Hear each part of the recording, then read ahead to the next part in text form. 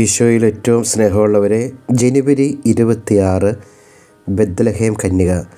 Our lady of Bethlehem 1788 ജനുവരി 26 Capuchin സന്യാസ സമൂഹത്തിലെ സന്യാസിമാർ ഗവർണറുടെ അനുവാദം കൂടാതെ തടാകത്തിന് പടിഞ്ഞാറ് വശത്ത് വെനിസ്വേലയുടെ അതിർത്തി പ്രദേശത്ത് മിഷൻ പ്രവർത്തനം ആരംഭിച്ചു.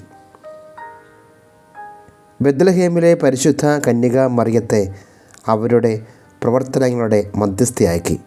1880 സന്യാസിമാർ പരിശുദ്ധ കന്യക മറിയത്തിൻ്റെയും കുഞ്ഞിൻ്റെയും ഒരു രൂപം ബെത്ലഹേമിലെ പരിശുദ്ധ കന്യക മറിയത്തിൻ്റെ പള്ളിയിൽ സ്ഥാപിച്ചു.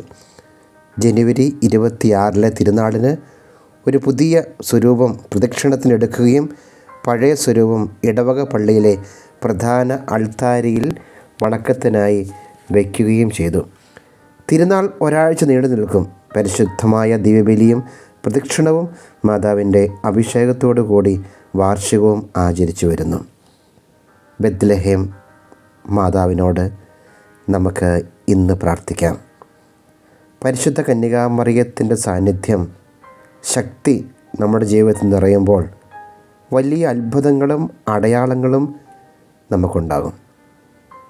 എത്ര നിരാശപ്പെട്ട കാര്യങ്ങളിൽ പോലും അനുഗ്രഹം തരാൻ കഴിവുള്ള പരിശുദ്ധ മാതാവിനോട് നമ്മുടെ കുടുംബത്തെയും ജീവിതത്തെയും സമർപ്പിച്ച് പ്രാർത്ഥിക്കാം.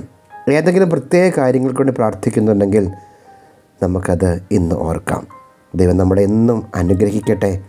ബെത്ലഹേം പരിശുദ്ധ മാതാവേ, ഞങ്ങളെ ഞങ്ങളുടെ കുടുംബത്തെയും പരിപാലിക്കണമേ എന്ന് പ്രാർത്ഥിക്കാം. നന്മ നിറഞ്ഞ മറിയമേ സ്വസ്തി, കർത്താവ് അങ്ങയുടെ കൂടെ സ്ത്രീകളിൽ അങ്ങ് അനുഗ്രഹിക്കപ്പെട്ടവളാകുന്നു. അങ്ങേ ഉദരത്തിൽ ഫലമായി ഈശോ അനുഗ്രഹിക്കപ്പെട്ടവനാകുന്നു. പരിശുദ്ധ മറിയമേ, തമ്പുരാൻ്റെ അമ്മേ, പാപികളായ ഞങ്ങൾക്ക് വേണ്ടി എപ്പോഴും ഞങ്ങളുടെ മരണസമയത്തും തമ്പുരാനോട് അപേക്ഷിച്ചു കൊള്ളണമേ. ഈശോയുടെ ആശീർവാദം നമുക്ക് സ്വീകരിക്കാം. നമ്മുടെ കർത്താവായ ഈശോ മിശിഹായുടെ കൃപയും പിതാവായ ദൈവത്തിൻ്റെ സ്നേഹവും പരിശുദ്ധാത്മാവിൻ്റെ സഹവാസവും നാം എല്ലാവരോടും കൂടെ ഉണ്ടായിരിക്കട്ടെ, ഇപ്പോഴും എപ്പോഴും എന്നേക്കും. ആമേൻ.